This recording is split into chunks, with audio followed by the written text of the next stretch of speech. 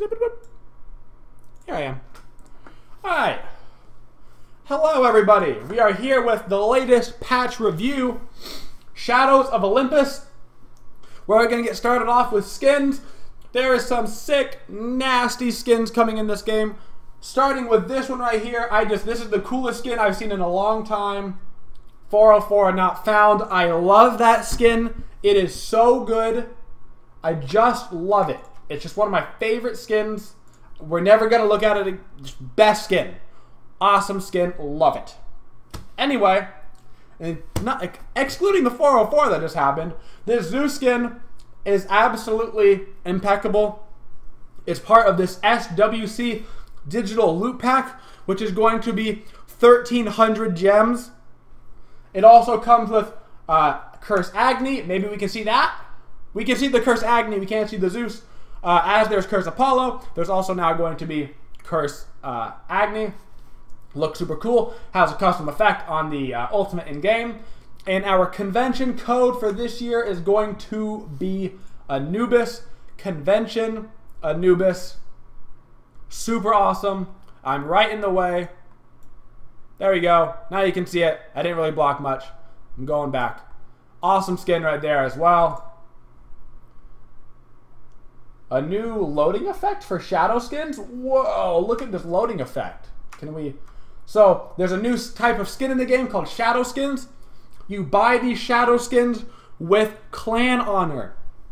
I believe your clan has to have a certain level. And if your clan is the right level, you can use your personal clan honor that you've gotten for your clan to buy these shadow skins, which have a custom awesome effect on the loading card, apparently. And also a sick, nasty in-game skin. So that's awesome. Starting off with our shadow skins, we have Anhur, Isis, Khepri, Thor, and Tyr. So we have 5. You have to be above clan level 3 is what Kama is saying. Above clan level 3 and you can get shadow skins. Updated Athena Mastery skins. They look way better now. Not only is it an updated card, it is also an updated in-game skin to look more like, who was it? It was a Bologna that just got the recent updated one. Somebody like that. So that's awesome as well. SWC loot pack I was just talking about. So it comes with SWC Zeus, that skin that we couldn't go up to. It has Convention Anubis, Curse Agni, SWC Ward skin, which is an awesome looking ward skin of Zeus's shield from that skin above. And SWC Fireworks, better fireworks than the previous fireworks that's in the game. Same thing, emote, it's a firework, but it looks better. Plus, you get 1 Divine Chest Roll, which can give you an additional rare skin, which includes Convention and Esports Championship skins. So Cogsilla, what? Thank you though, by the way, for resubscribing as well. And of course, you can get other things like Convention Artemis, Convention Kali, Convention Guan Yu, Tyr Ares, I believe. Maybe not the Ares skin. But all of that comes in the SWC package, which is going to be 1,300 gems. People may be thinking that's pretty expensive, but when you think about it, 3 skins, a ward skin, a firework, plus another chest roll, that's like probably, what, 1,800 gems in value that you'd be getting for 1,300? I mean, it's a good deal. It's a good deal. New voice pack. The SWC Zeus has his own custom voice pack, and it's incredible. Very, it's Star Wars, right? It's very Star Wars. It's like the Son Wukong skin. So... new card for Bacchus. Bacchus has Father Grishmash. There's another 404 not found. Anyways, updated card just for Father Grishmash, so he looks a bit better as we come around getting closer to Christmas. Also, there's now a Smite welcome pack, which basically for $4 you get Anubis, Stargazer Anubis, the Anubis voice pack, and 400 gems. It's going to be the cheapest way to get 400 gems, plus you get Anubis and all things. You can only buy it 1 time, just like the Ultimate God pack. So basically, if you want 400 gems for half the price, plus the Anubis stuff, if you don't have the Anubis skin, then you can also get that too. But basically, you can buy it 1 time to get cheap gems. Clan rewards. As I was just talking about, there's 5 tiers of chests. Every tier you go up, the chest costs more. So the clan chest 1 will cost X amount, and then the next one costs, you know, X plus 0.5, whatever, 1.5X, whatever you want to call it. something like that. As it keeps going up, it'll keep being more and more expensive, costing you more clan honor. Each of those chests includes the exclusive shadow skins, plus other items that can be rolled. You must have 3 out of 6, I believe, from the tier 1 chest in order to go to tier 2, 3 out of 6 from tier 2 in order to roll for tier 3, etc., etc., etc. Must roll 3 chests of a lower level. So it says must roll. So even if you have all the stuff, I wonder if you have to roll 3 times to get to the next level. So that would be interesting. So if you have like 5 out of 6, except for the shadow skin, you might have to roll 3 times anyway just to get to the next skin. That'll be interesting. I'm not exactly sure how that will work. Miscellaneous new achievements. Kill 10 enemy gods with Eagle's Rally. Kill an enemy after hitting them with each of your weapon stances. Hui trick shot. Hit a different enemy god in all 3 bounces of 1 ricochet. Wow, that is incredibly hard. Crow's Mark to knock back stun or slow enemy god with 5, whatever. Anyway, little things there. On the actual balance changes, we have some pretty good ones. Frostbound Hammer reduced the health by 75 from 400 to 325. Basically, Frostbound Hammer was giving too much health, so they took it away. Heartwood Amulet was a bloated item. Reduced the magical protections by 10. It needed to happen. Heartwood Amulet was too strong. Same thing with Frostbound. It needed to happen. Maybe you won't just like build Frostbound just willy-nilly now because it's an OP item that gives you a ton of health. So we'll see how that goes. Mystical Mail is not correct on what it's showing because it's showing what this is showing. Mystical Mail had its health reduced from 300 to 220. So an 80 health reduction on Mystical Mail. So if you get Mystical Mail and Frostbound Hammer like a lot of people were doing, now you have 150 or so less health, give or take, which is good. Maybe people won't be building Mystical Mail all the time. People are still probably going to be buying it. It's still going to be incredibly strong, so a Frostbound Hammer, but maybe it won't give everybody ridiculous tankiness anymore with the combination of the two. Pestilence increased. Okay, so this is wrong as well. Pestilence has increased the healing reduction from 20 to 25. This is just a copy paste of that. I don't know why that got all messed up. But increased the healing reduction from 20 to 25% on the Pestilence passive. That's just to help a little bit with anti-healing since Weakening Curse got nerfed. So just making it a little bit better as you pick it up in your anti-sustain build. It will help a little bit, but it won't be that great. Sovereignty, this is correct. Got its physical protection reduced from 55 to 50. I don't think that was necessary. This is hurting only tanks. Not only tanks, excuse me, only supports. Supports were not the OP tankiness problem. The OP tankiness problem was coming from solo laners, which is what the Mystical Mail Frostbound Hammer nerf was oriented at, and the Heartwood Amulet nerf was oriented at them. Heartwood Amulet was such a strong item that even solo laners were picking it up for their 1 magical defense item if they needed it.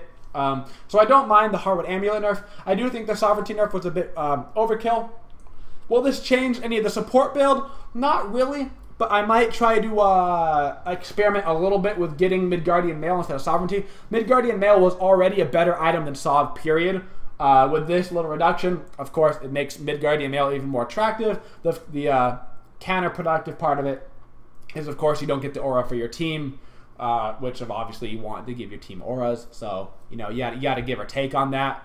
But there was a bit of a support nerf with the combination of the Heartwood and Sovereignty nerfs. So we will see how it goes. Speaking of support nerfs, Athena. Athena finally got nerfed. This isn't going to be too bad for us. It increased the cooldown on her ultimate from 90 seconds all ranks to starting at 110, ranking up to 90 seconds at the end. This will do a couple things for Athena. One, if she ultis across the map, it's going to take her a lot longer before she can do it again, obviously an extra 20 seconds. With getting cooldown boots now, though, within the last couple of patches, we've been getting cooldown boots because they put the mana on it. From 110, 15% cooldown, that's already pretty much going to bring us down to like the 90 cooldown that we were at beforehand when we were getting a different boots, whether we were getting Talaria or Reinforce. So it won't be that different than what we were used to on Athena.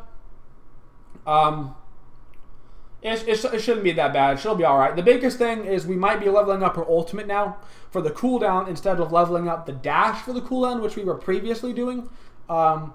So that might be something that we have to work in, is leveling the ultimate when we can instead of just leveling the dash. So we'll have to work with that a little bit. Bologna, no nerf there. Fix Bologna when switching hammer while getting knocked up. Janice, on the other hand, did see a nerf. We requested it in the last patch, guys, and we got it. We finally got a Janice nerf. Not the biggest nerf, but at least a step in the right direction. Janice and his allies cannot go through portals while stunned, crippled, or rooted. This is a big change for gods like Poseidon. He throws down a portal. You throw down your whirlpool to cripple him. Nobody can go through it. You do Scylla root. If you're standing by the wall, you won't go through anymore. Stuff like that. If you're stunned, you're not going to go through it. Previously, if you stun people right out the wall, they would just portal through the wall. But now they'll be stuck there, and you might have a chance to kill them before they go through. Things like this will be good. And of course, Threshold. Reduce the phase slow from 20 to 40% to 25% at all ranks. So the level 1 is a bit stronger, but the end game isn't quite as strong. The end game slow for Janus Threshold was incredibly strong, kind of ridiculous, honestly, with all the other stuff he has in his kit. He didn't need it, so that will help as well towards the later portions of the game. Kepri got a little nerf, increased mana from 50 to 70, from 50 to 90. This will literally not affect anything at all. It didn't affect your early game mana, which would the only thing that would possibly maybe affect Kepri. It just affected your end game, which you're going to be fine on mana. You're not going to run out of mana end game Kepri regardless. So we're fine there with Kepri. Rama got a couple bug fixes with him, nothing big. Only gameplay effect that changed was if you rolled out previously and you landed inside somebody and then attacked them, you wouldn't get the bonus damage. So that's good. Scylla got a little bit of a buff, if you want to call it a buff. Reduced mana cost from 70 to 110 to 60 to 80. This is going to reduce her mid-game crush level, because you pretty much rank it up first. So at level 9, you have max rank crush. It's not going to affect anything crazy. She still can't clear the wave as fast as she needs to really be viable, but at least it's something. There's been a lot of mana tweaks this patch, which is really strange to be looking at. I don't think it's really going to affect anything. Speaking of mana tweaks, right on to Wukong. Wukong is often seen as a bully in lane. You think? It's not because of Wukong, it's because of Bluestone and the way he interacts with it. Anyway, they reduced his starting health by 30. So Wukong now has 450 health instead of 480 at the start. Plus the reduction in Mystical Mail, plus the reduction in Frostbound Hammer. If he were to get all 3 items, now it's 200 health shorter than what he was before, so at least that's something. And Magic Cudgel mana increase from 50 to 70 to 50 to 90. It's not going to affect him at all. And Masters will increase from 50 to 60. Once again, not going to affect him at all. These changes for mana cost, I just don't see happening, changing anything. All this honestly does is hurt support Wukong if you wanted to run it.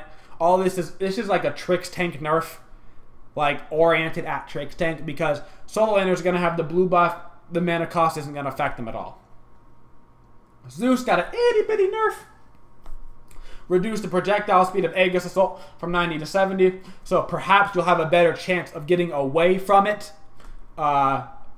You maybe be able to dodge a little bit more. Because previously you throw out the 2 and you throw out the Chain Lightning on Zeus, and there was no way you could possibly avoid it. So that's kind of that. And that's it for the patch notes. But we do have a new game mode coming out that we're going to talk about. We're going to look at this now. I haven't even looked at this yet, so I don't even know. But we have a new game mode coming out called Clash.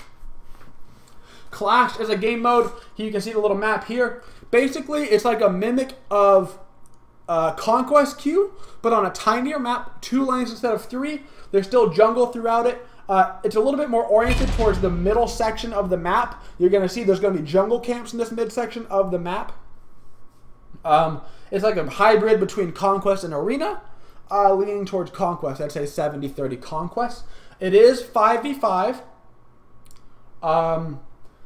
It will not be in this next patch, but it will be live on the PTS, which we'll be playing very soon. So, what is Clash? 5v5 casual game mode focused on group team fights, kind of like Arena, but also helping you with your pushing mechanics. So it's kind of a transition mode, I would say, from a lot of people that play Arena, that have never played Conquest before, that are level 30, that don't know how to get into it. They're going to transition from Arena to Clash, and then you can transfer from Clash to Conquest. It's kind of that in-between mode to help people kind of work through that. What are the goals of Clash?